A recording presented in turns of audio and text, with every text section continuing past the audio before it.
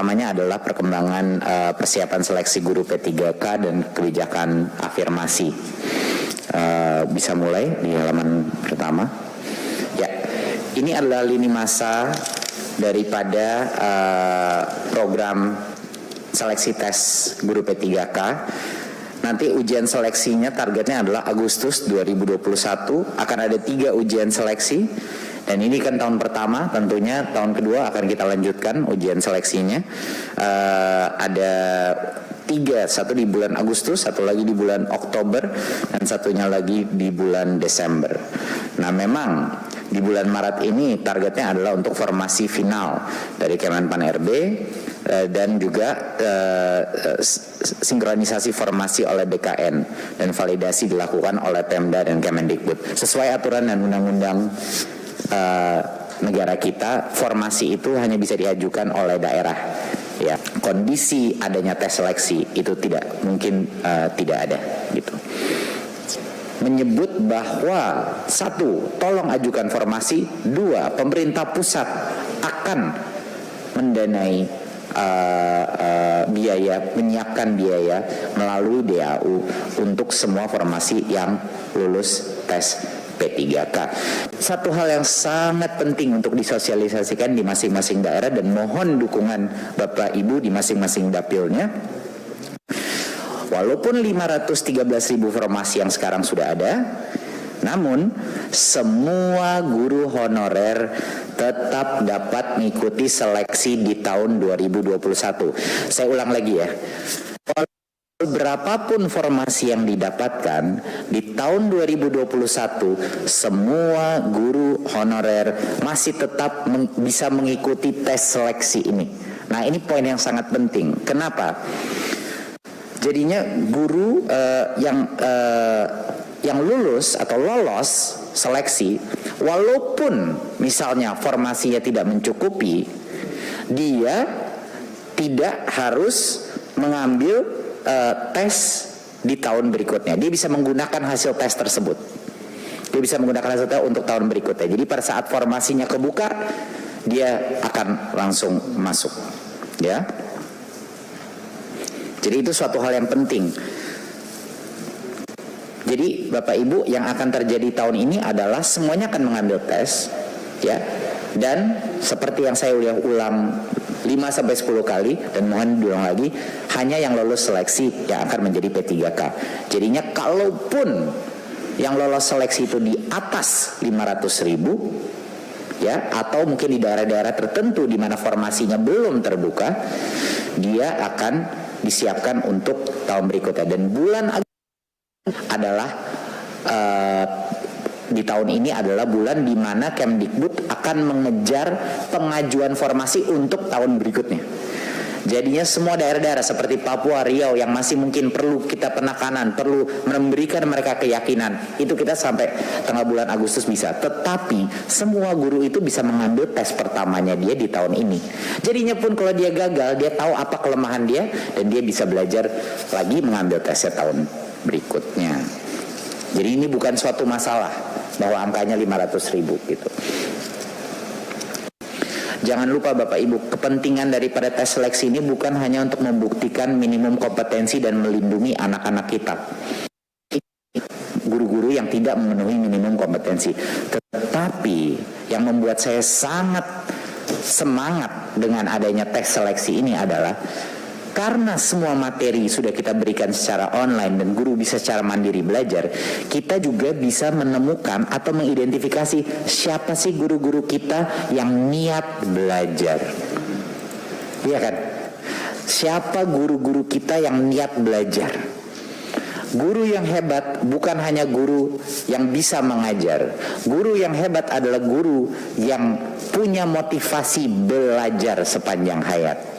Ya, dan inilah makanya program guru belajar dan berbagi ini sangat penting, karena kita tidak bisa memberikan saja mereka ayo lolos seleksi, kita dukung dengan pengajaran online yang terskala untuk hampir semua guru honorer kita. Dan ini bimbingan ini terus akan kita laksanakan. 256.000 guru telah mengakses situs guru belajar dan berbagi. dan 101.000 guru telah bergabung dalam forum diskusi. Ini partisipasi yang luar biasa. Di masa pandemi ini satu hal yang positif yang sudah kita lihat secara data Bapak Ibu adalah partisipasi guru dalam pembelajaran apapun yang sifatnya online itu sangat tinggi kehausannya. Nah, ini harapan saya, calon-calon yang akan lulus seleksi adalah yang dengan kehausan belajar yang tinggi. Sekarang kita masuk kepada kebijakan afirmasi. Jadi Bapak Ibu, kita memikirkan bagaimana caranya kita mendukung dan memberi nilai tambah kepada pengalaman di dalam dunia pendidikan tanpa mengurangi minimum kompetensi yang bisa terdemonstrasikan melalui tes seleksi ini. Jadinya kami mengambil posisi di Kemendikbud bahwa pengalaman adalah suatu proksi daripada mutu. Karena kalau bahasa Inggrisnya itu tacit knowledge atau pengalaman. Hal-hal yang tidak bisa diukur oleh tes itu harus juga dinilai. Seperti pengalaman berguru dan lain-lain. Nah, jadinya setelah kita juga dengan Pan RB dan melakukan berbagai macam negosiasi, jadi kita menentukan adalah kita akan memberikan bonus point untuk passing grade. Jadinya apapun passing grade-nya, peserta dengan umur 40 ke atas, ya, 40 tahun ke atas, dan berstatus aktif selama 3 tahun terakhir mendapat bonus nilai kompetensi teknis sebanyak 75 poin. Jadi total poinnya itu nanti 500 poin. Jadi esensialnya dia mendapat 15% bonus. Ya, 15% bonus untuk yang itu. Dan bukan hanya untuk yang di umur 40, peserta-peserta penyandang disabilitas juga mendapat nilai bonus sebanyak 10% dari maksimal bonus. Jadinya ini adalah kebijakan afirmatif tanpa mengorbankan minimum kompetensi yang dibutuhkan untuk para siswa. Jadi itu adalah kompromi yang kita harus lakukan. Pertama, kita harus lindungi siswa kita. Kedua, kita harus memberikan nilai tambah untuk pengalaman, Bapak Ibu. Karena pengalaman itu ada nilainya yang belum tentu bisa dites. Satu hal lagi, poin yang penting di atas ini, ujian seleksi pertama, yaitu ingat tadi saya bilang yang pertama ada 3 tes tahun ini. Di bulan Agustus adalah tes yang pertama, ya. Untuk yang pertama itu hanya untuk guru honorer di dalam sekolah negeri masing-masing. Jangan lupa ya, tes seleksi P3K ini adalah untuk memposisikan guru di dalam sekolah negeri. Jadinya kenapa kita membilang guru honorer yang sedang kerja di sekolah negeri duluan? Karena mereka sudah lokasinya di situ. Mereka sudah lokasinya di situ. Jadi mereka diberikan ronde pertama di bulan Agustus, lalu sisanya boleh bergabung di 2 ronde berikutnya. Ujian seleksi kedua dan 3 terbuka semua honorer. Jadi, nah, kabar gembira bagi peserta yang sudah memiliki sertifikasi guru. Ya. Jadi, tes kompetensi ini, tes seleksi guru P3K ini ada beberapa komponennya Bapak Ibu. Ada komponen teknis, ada komponen manajerial, sosiokultural, dan ada komponen wawancara atau esai tertulis yang dikirim. Nah, bagi peserta yang sudah mendapatkan sertifikasi guru, dia mendapatkan nilai penuh dan komponen tes kompetensi teknisnya, ya. Jadinya itu saja yang dia secara otomatis dapat 100% untuk komponen. Tapi dia masih harus harus lulus passing grade untuk manajemen dan wawancara. Oke, nomor 1, semua guru seni, olahraga, dan guru agama, karena guru agama semuanya akan termasuk dalam seleksi P3K. Kita sudah berkoordinasi dengan Kemenak untuk memastikan bahwa formasi tersebut akan masuk. Jadi jangan khawatir, untuk guru seni, olahraga, dan agama akan masuk formasi P3K.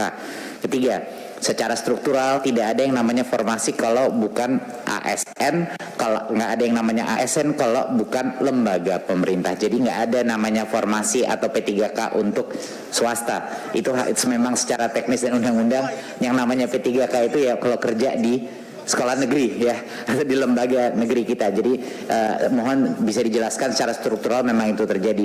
Jadi ini adalah membuka lowongan kerja, memprioritaskan yang sudah ada di sekolah negeri kita, tapi tidak menutup kemungkinan untuk bagi yang swasta kalau ingin bergabung. Jadi mohon itu ditekankan. Itu adalah strukturnya memang begitu. Ya.